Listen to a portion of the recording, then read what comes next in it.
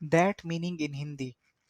हिंदी में दैट को demonstrative pronoun यानी निषेधक सर्वनाम के तौर पर भी इस्तेमाल किया जाता है, यानी that when referring to a singular distant object और पर्सन, यानी वो। इसी तरह इनफॉर्मल स्पीच में हम एक दूर के ऑब्जेक्ट या शख्स को रेफर करने के लिए वो का शब्द इस्तेमाल करते हैं। जैसे look that mountain is so high, यानी देखो वो पहाड़ कितना ऊंचा है। या give me that book which is on the table, मुझे वो किताब दो जो मेज पर है। इसी तरह इसको डिमॉन्स्ट्रेटिव एडजेक्टिव यानी विशेषण के तौर पर भी इस्तेमाल करते हैं, यानी वो। This can also be used as demonstrative adjective before a noun similar to that in English। जैसे that dog is very cute, यानी वो कुत्ता बहुत प्यारा है। अगर हम इसको कंजक्शन के तौर पर इस्तेमाल करें तो इसका हिंदी में तर्जमा जो होगा, यानी संबंध शब्द के तौर पर इसका इस्तेमाल जो के तौर पर लिया जाएगा, यानी when used as conjunction to introduce a relative clause।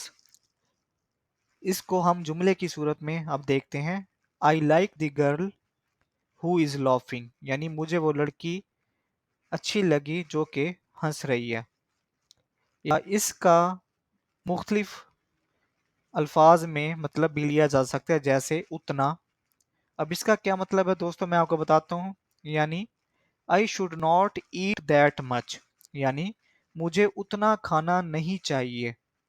इसी तरह इसलिए के मानी में भी इसको इस्तेमाल करते हैं, यानी I will come soon so don't worry about that, मैं जल्दी आऊंगा इसलिए आप चिंता मत करो। दोस्तों अगर आप कंसेप्ट अभी भी क्लियर नहीं हुआ तो मजीद वजाहत कर देता हूं। यानी इसको हम पॉइंटिंग टू समथिंग स्पेसिफिक के टर्म में इस्तेमाल कर सकते हैं, यानी that book on the shelf looks interesting, यानी वो शेल्फ पर रखी किताब दिलचस्प लग रही है। या अगर इसको डिमॉन्स्ट्रेटिव प्रोनाउन के तौर पर देखें तो I like that idea can we discuss it further, यानी मुझे वो विचार पसंद है, क्या हम इस पर और चर्चा कर सकते हैं। या अगर हम किसी वक्त या अमाउंट यानी किसी चीज़ की मिकदार को जाहिर करें तो हम कह सकते हैं कि that much sugar is bad for your health, यानी उतना चीनी आपके सेहत के लिए ख़राब है। या अगर हम किसी रीज़न यानी वजह के लिए इस्तेमाल करें तो I am tired so I think I will go to bed, यानी मैं थक गया हूँ इसलिए मुझे लगता है कि मैं बिस्तर पर चला जाऊं।